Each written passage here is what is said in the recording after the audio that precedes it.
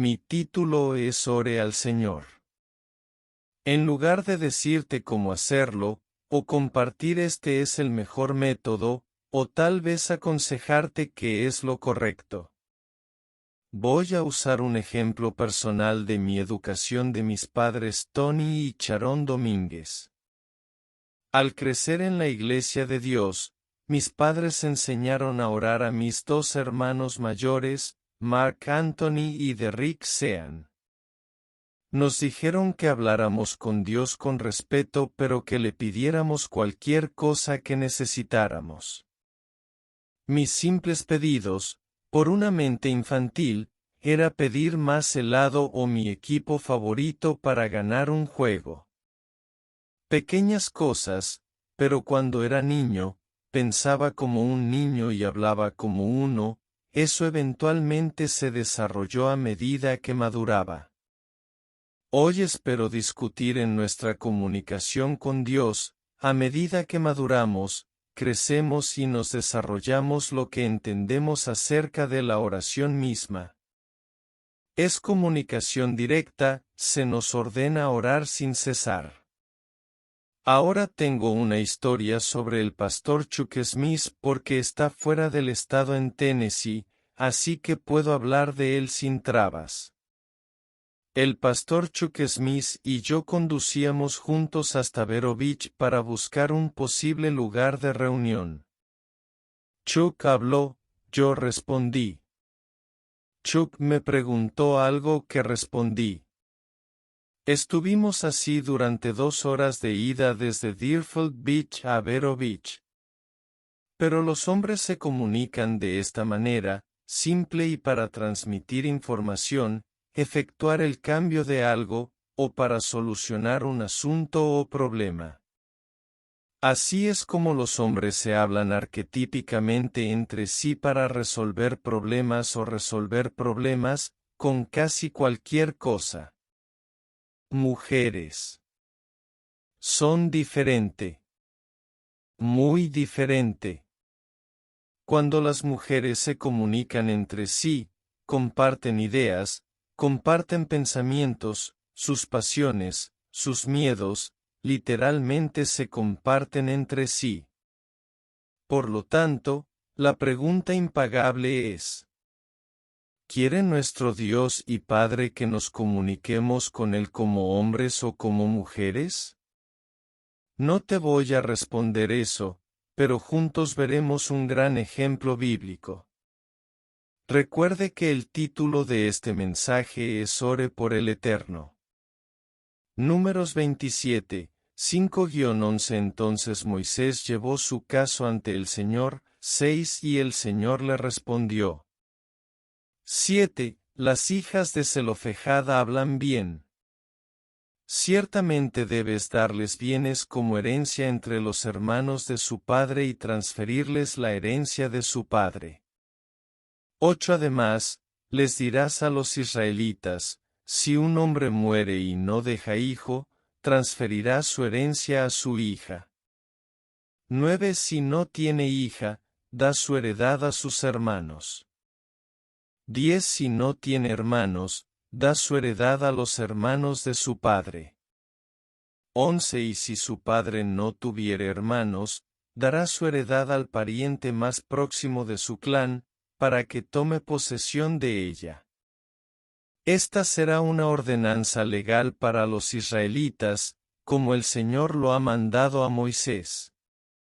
Si recuerdas en la historia de Booz y Ruth, la palabra repetida 23 veces en esa historia era Goel en hebreo, traducida como Redentor, Ker. La herencia patriarcal era común en la herencia de las 12 tribus, y las hijas de Zelofead estaban incluidas porque estaban dentro de la ley de Moisés. A diferencia del blasfemo en Levítico 24, en este caso Dios hizo una excepción, porque para nuestro Dios Creador, los creyentes obedientes importan. 1 Samuel 1:1. Había un hombre llamado Elcana, que era de Ramataim Sofima en la región montañosa de Efraín. Este fue hijo de Jeroam, hijo de Eliú, hijo de Tou, hijo de Sub, un efraimita. Lo que está a punto de ver es mucha repetición en este primer capítulo de Samuel.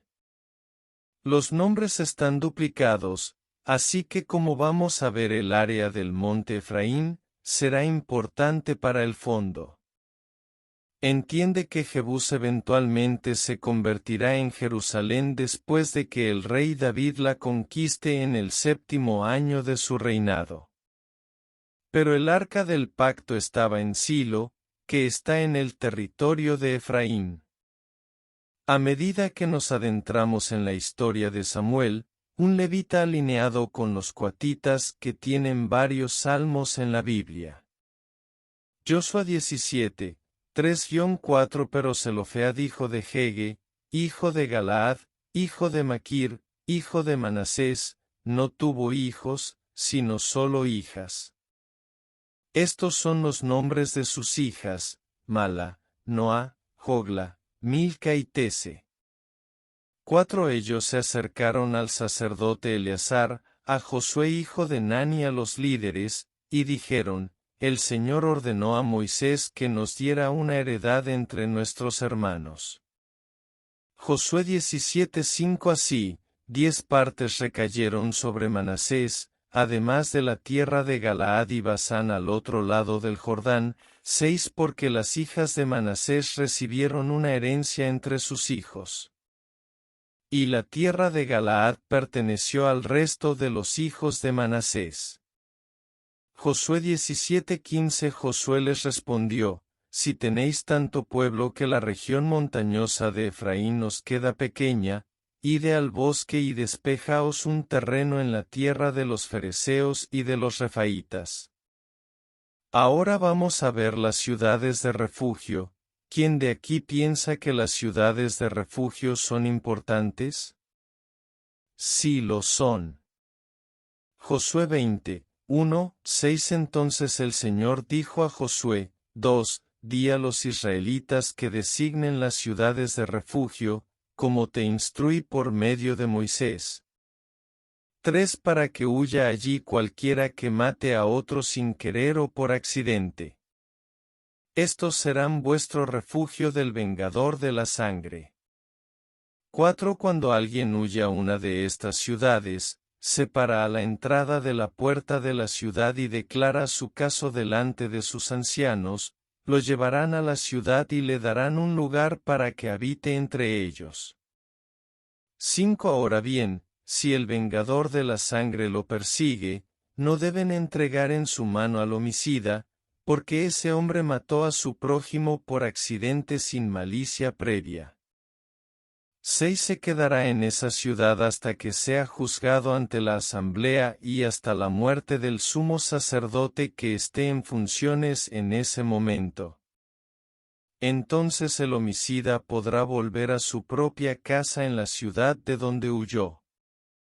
7 Así que apartaron a sedes en Galilea en la región montañosa de Neftalí, a Siquem en la región montañosa de Efraín y a Kiriat Arba, es decir, Hebrón, en la región montañosa de Judá. Si tenía un incidente que condujo a una muerte, se le permitía huir a la ciudad de refugio, una de ellas. Después de que el sacerdote levítico de cada lugar escuchara el caso, presentaría la opción a Dios y el Creador respondería. Si era inocente, el homicida podía quedarse hasta el año del jubileo, o el sumo sacerdote moría. Si estaba mintiendo, entonces se vería obligado a salir de la ciudad de refugio y el vengador de la sangre ejecutaría justicia sobre el homicida culpable. Este es el trasfondo de la familia de Samuel, Ana y Elcana. Josué 21:5 Los restantes hijos de Cout recibieron por sorteo 10 ciudades de las tribus de Efraín, Dan y la media tribu de Manasés. Estos sacerdotes de Cout se mencionan nuevamente en 1 Crónicas capítulo 6 como descendientes de Samuel. Josué 21:21 se les dio Siquem en la región montañosa de Efraín, una ciudad de refugio para el homicida. Siquem era famoso antes porque los hermanos mayores de José mataron a los varones de Siquem. Josué era de la tribu de Efraín, así que cuando el arca del pacto fue traída a la tierra prometida, entonces se estableció en Silo, que está en el territorio de Efraín. La primera mención vino en Josué 18:1. Josué 29:33. Algún tiempo después murió Josué hijo de Nun, siervo de Jehová, a la edad de 110 años.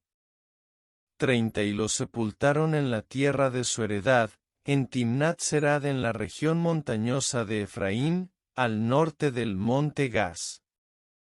31 Israel había servido al Señor durante los días de Josué y de los ancianos que le sobrevivieron y que habían experimentado todas las obras que el Señor había hecho por Israel.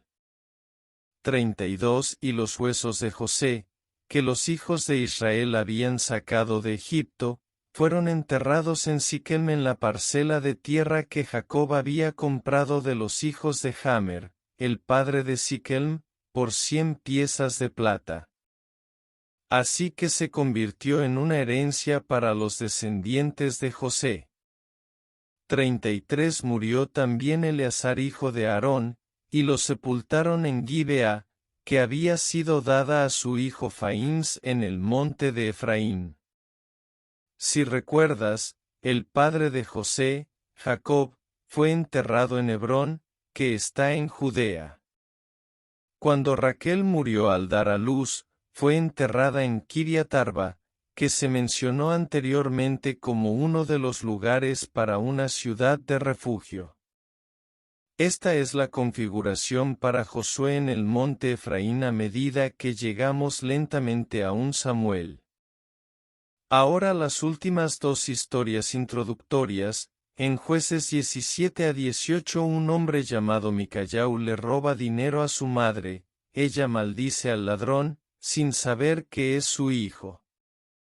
Él lo devuelve y lo dedican a construir un ídolo, reclutan a un levita que reside allí desde el monte Efraín. El levita termina conduciendo a la tribu de Dan a la idolatría por más de 500 años. En el siguiente capítulo, Jueces 19, un levita está en el monte Efraín y su concubina infiel huye de regreso a su ciudad natal en Belén de Judá. Intenta llevarla de regreso a donde vive, Mount Ephraim, pero se encuentran con algunos sinvergüenzas. Gabaa, Benjamín, que están tratando de agredir al levita, quien a su vez empuja a su concubina a la multitud, y la atormentan toda la noche. Ella muere, y el levita la lleva a casa y la corta en pedazos y envía sus pedazos a las 12 tribus de Israel. 1 Samuel 1:1 Había un varón de Ramataim Sopim, del monte de Efraín, y su nombre era Elcana, hijo de Jeroam, hijo de Eliú, hijo de Tou, hijo de Sub, Efrateo.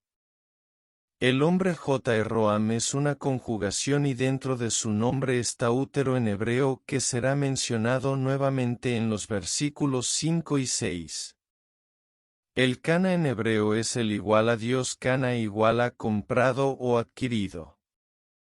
Eva en Génesis 4:1 La razón por la que su hijo se llama Caín, por el sonido es porque en hebreo, he adquirido, significa caniti, de donde obtenemos el nombre de Caín. Habrá muchas repeticiones en este capítulo. Verso 2 Y tenía 2 mujeres, el nombre de una era Ana, y el nombre de la otra Pnine, y Pnine tuvo hijos, pero Ana no tuvo hijos. Elcana tiene 2 esposas, pero como escuchamos la semana pasada, este hombre podría haber sido un redentor para un pariente que era estéril, así que antes de sacar conclusiones precipitadas, debemos examinar lo que está en las Escrituras, más que lo que no está. Deuteronomio 25, 5-10. Jana en hebreo significa gracia, agraciado, lleno de gracia, y Peninna significa piedra preciosa o joya. En hebreo moderno significa perla. Verso 3: Y este hombre subía cada año de su ciudad para adorar y ofrecer sacrificios al Señor de los ejércitos en Silo. Y estaban allí los dos hijos de Elí, Ofni y Faíns, sacerdotes de Jehová. Esto es un montón de presagios. Ofni y Fineas no son importantes para este capítulo, pero lo serán más adelante en este libro. El uso de Señor de los ejércitos es importante y lo abordaré en el versículo 11. Verso 4: Y sucedió un día que cuando Elcana ofreció, dio a Pnine su mujer, y a todos sus hijos y sus hijas, porciones. Shailo está en el monte Efraín, lo que lo mantiene vinculado al capítulo 1, versículo 1.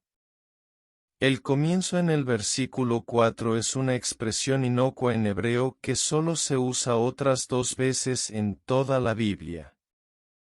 B-I-Y-E-Y-O-M en hebreo Job capítulos 1-2, Dios le habla al diablo acerca de Job. Como todos recordamos, Job está ocupándose de sus propios asuntos cuando Dios llama la atención del diablo sobre Job cuando se presentaba junto con los otros hijos de Dios. Nuevamente en 2 Reyes 4, una pareja de ancianos hace todo lo posible para acomodar al profeta de Dios, Eliseo y su siervo Giezi.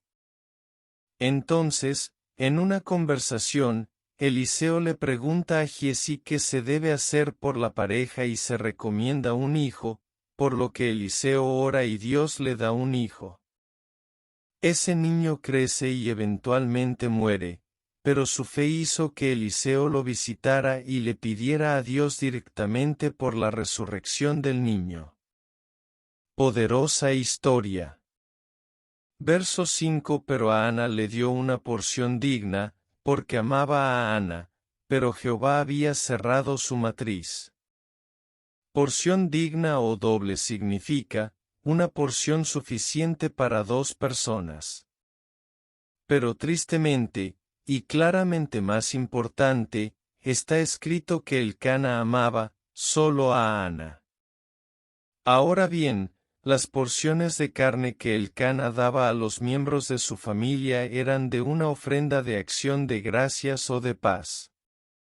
El Señor siempre recibía las porciones de grasa del sacrificio, los sacerdotes recibían el pecho y la espaldilla derecha, y el resto del animal se repartía entre los miembros de la familia del sacrificador.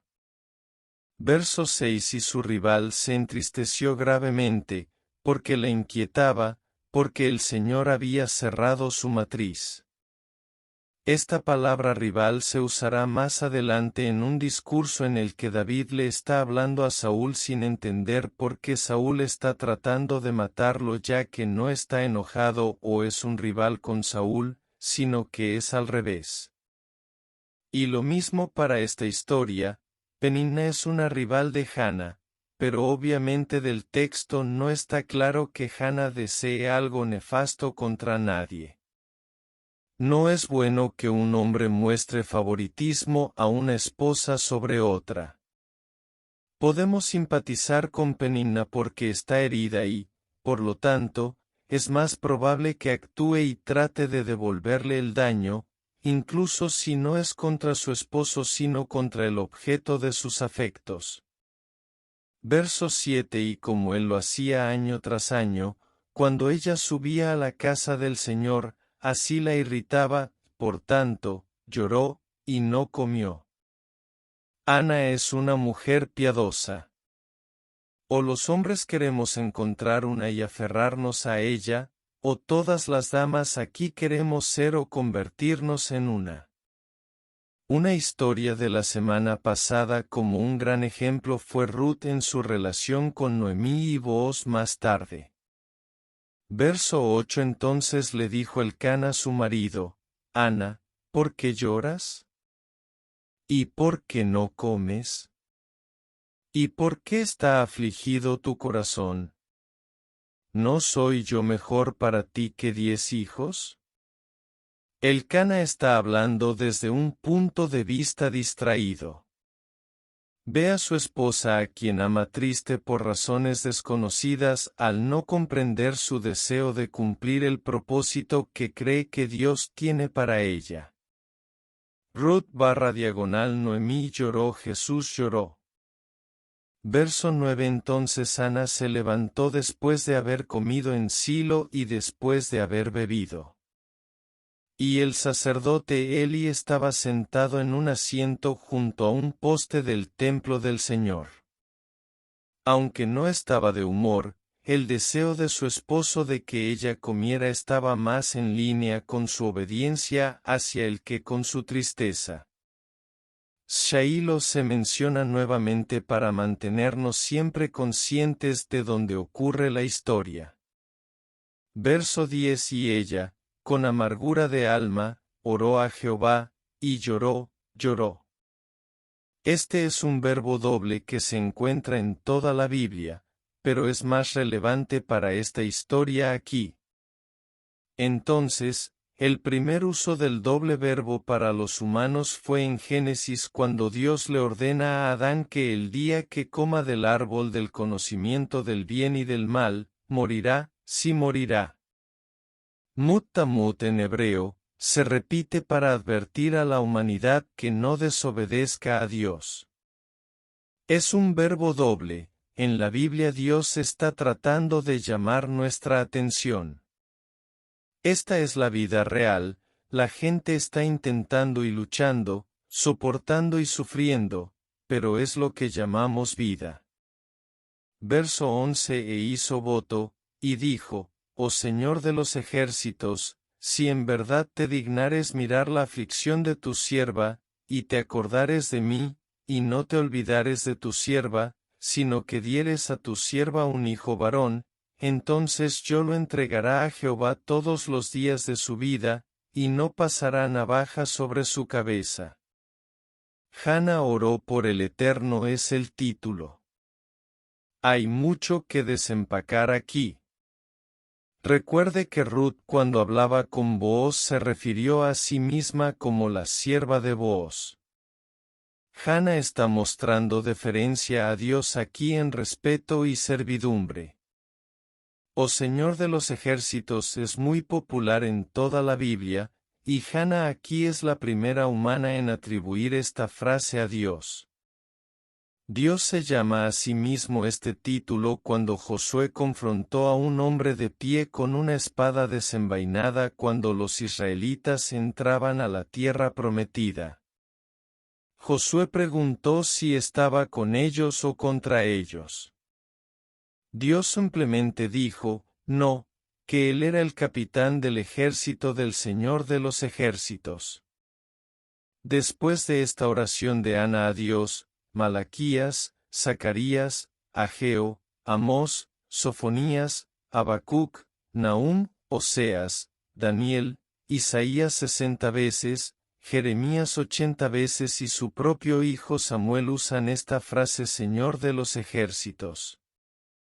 Ana afirma cuando tenga a su hijo que todos los días de su vida serán de servidumbre a Dios.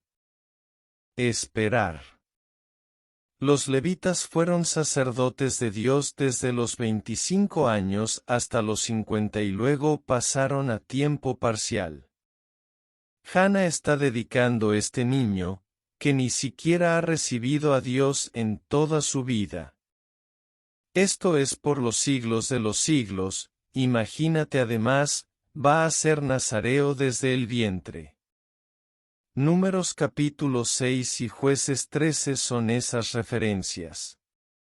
Verso 12. Y aconteció que, mientras ella continuaba orando en la cara del Señor, Elí marcó su boca. Dios solo quiere que efectuemos un cambio, arreglemos algo o transmitamos información cuando le estamos orando. ¿O estamos viendo un ejemplo justo que claramente establece un ejemplo piadoso de diligencia, fe, lealtad y obediencia a su Creador como lo estamos presenciando en Ana? Verso 13. Ahora Ana, ella habló sobre su corazón, solo sus labios se movían, pero su voz no se oía, por eso Elí pensó que estaba borracha. Pero piensa en el corazón, el núcleo, corazón, el centro de nuestro ser. Hay ejemplos bíblicos de esto en almohadilla H5921 que es la palabra hebrea al. La misma palabra para antes en el versículo 9, Eli se sentó en el asiento al lado del tabernáculo.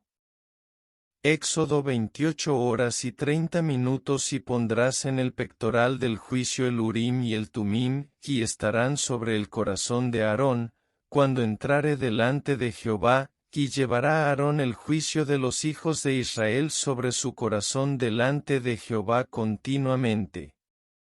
Daniel 1:8. Pero Daniel se propuso en su corazón que no se contaminaría con la comida del rey, ni con el vino que él bebía. Por tanto, pidió al príncipe de los eunucos que no se contaminara.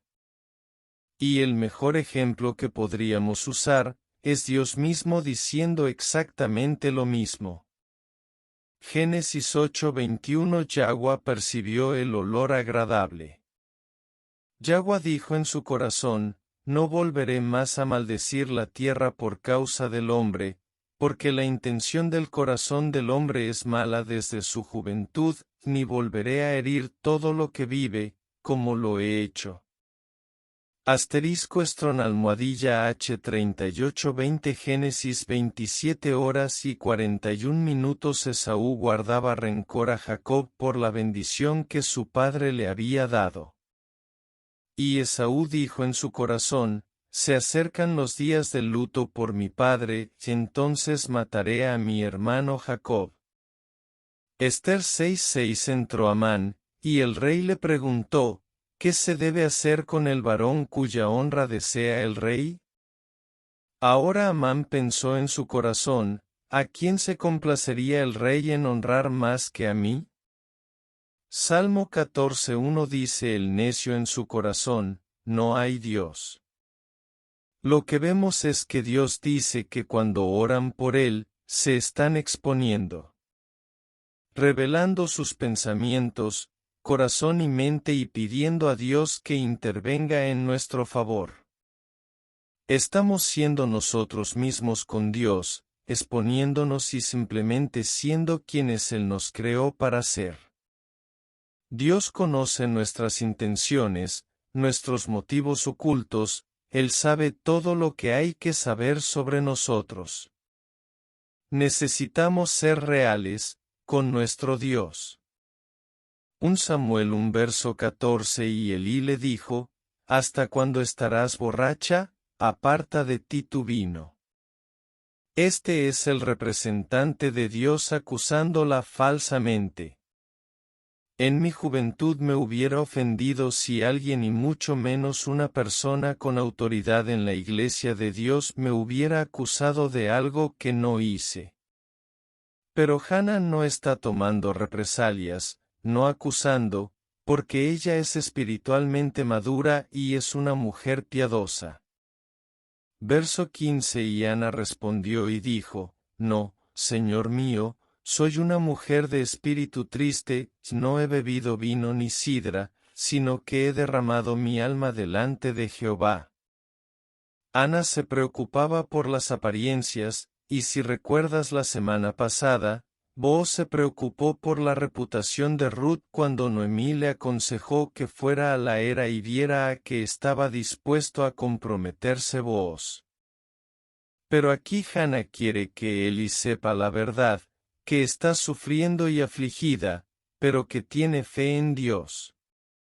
No se ha volcado en ella, sino todo lo contrario, se está volcando. Verso 16. No cuentes a tu sierva por hija de Biliel, porque de la abundancia de mi queja y dolor he hablado hasta ahora. En 2 Corintios 6:16, ¿Y qué acuerdo tiene el templo de Dios con los ídolos? Porque vosotros sois templo del Dios viviente. Como ha dicho Dios, moraré en ellos y caminaré entre ellos. Yo seré su Dios, y ellos serán mi pueblo. 1 Samuel 2:12 Y los hijos de Eli fueron hijos de Biliel, no conocieron al Señor. Esta palabra Belial es lo que Hana usó para explicarle a Eli que ella no era una mujer malvada, presagiando que el autor está ilustrando la ceguera de Eli a los pecados de sus propios hijos. Las posiciones de las personas en la Biblia no reflejan su relación con Dios. Eli y sus hijos fueron destruidos en unos pocos capítulos después de esta historia, y nosotros que sabemos que Caifás y Anes fueron malvados en el Nuevo Testamento, estos fueron en un tiempo los representantes de Dios para su libro sagrado. Verso 17 Entonces respondió Elí y dijo, Ve en paz, y el Dios de Israel te conceda la petición que le has hecho. Eli corrige su error y se da cuenta de que Hana es sincera y claramente angustiada. La bendice cuando se va, creyó en ella. Verso 18 Y ella dijo, Halle tu sierva gracia ante tus ojos. Y la mujer se fue, y comió, y su semblante no estuvo más triste. Hana por su fe después de pedir a Dios se va contenta, sabiendo que está en las manos de su eterno Dios y desnuda su corazón y su alma al pedir tener un hijo para servirle mejor. ¿Qué ejemplo su nombre, gracia, se menciona 12 veces en este capítulo? Verso 19 Y se levantaron muy de mañana, y adoraron delante de Jehová, y volvieron, y vinieron a su casa en Ramá, y conoció Elcana a Ana su mujer, y el Señor se acordó de ella. Temprano adoraron en el área del monte Efraín. Y maravillosamente el Señor Dios honró su oración con su respuesta, sabiendo que ella cumpliría sus votos a él. Antes que otras mujeres estériles fueran recordadas por el Eterno, Sara, Rebeca, Raquel, mujer de Menúe. Esto es importante y está registrado para nosotros aquí. Verso 20 Aconteció, pues, que cuando se cumplió el tiempo después que Ana concibió, dio a luz un hijo, y llamó su nombre Samuel, diciendo, porque lo he pedido a Jehová. Este nombre es sinónimo de Ismael y Eliseo. Dios ha oído. Se pregunta Shiala, Saúl o una palabra diferente en hebreo, pero Ana sabe que Dios escuchó su oración. Verso 21 Y subió el varón Elcana con toda su casa a ofrecer a Jehová el sacrificio anual y su voto. Siendo un levita responsable, Elcana tenía un voto a Dios, al igual que otras personas de renombre en la Biblia, como Sansón y Jefté. Verso 22 Pero Ana no subió, porque dijo a su marido, No subiré hasta que el niño sea destetado, y entonces lo traeré, para que se presente delante de Jehová, y esté allí para siempre. Verso 23 Y Elcana su marido le dijo, Haz lo que bien te pareciere, quédate hasta que lo hayas destetado, solo el Señor cumpla su palabra. Y se quedó la mujer, y amamantó a su hijo hasta que lo destetó. Elcana confía en su esposa que ella sabe lo que es mejor para ella al responder al voto que había hecho. Números. Verso 24 Y cuando lo hubo destetado, lo tomó consigo, con 3 becerros, un efa de harina y un odre de vino, y lo llevó a la casa de Jehová en Silo, y el niño era pequeño. Los 3 toros eran para uno. Un holocausto 2. Un sacrificio de votos 3. Una ofrenda de paz en la que se usaba el efa de harina para cubrir los 3 novillos antes de que fueran ofrecidos. Verso 25 Y sacrificaron un becerro y trajeron el niño a Elí. Verso 26 Y ella dijo, Oh mi Señor, vive tu alma, mi Señor, yo soy la mujer que estuvo aquí junto a ti orando al Señor. Verso 27 Por este niño oré, y Jehová me ha concedido la petición que le pedí. ¿Cuántos de nosotros vamos a recordar este ejemplo que hizo Ana al orar tan intensamente, con tanto fervor, que expuso su corazón de una manera tan personal? El Dios de la creación lo registró, y compartió su testimonio. Verso 28 Por tanto, yo también lo he prestado al Señor, todo el tiempo que viva será prestado al Señor. Y adoró allí a Jehová. 1 Samuel 2, 1, 10, himnos 8, 9, 46, 121, 136, 137, 144, 162. Los himnos que cantamos todos los sábados y días festivos, esos himnos particulares tienen expresión en esa oración. 1 Samuel 2, 1, 10 En ese momento Ana oró, mi corazón se regocija en el Señor en quien se exalta mi poder. Mi boca habla con denuedo contra mis enemigos, porque me regocijo en tu salvación. 2 No hay santo como el Señor, de hecho, no hay nadie fuera de ti. Y no hay roca como nuestro Dios. 3 No te jactes con tanta soberbia, ni dejes que la arrogancia salga de tu boca, porque el Señor es un Dios que sabe, y por él se pesan las acciones.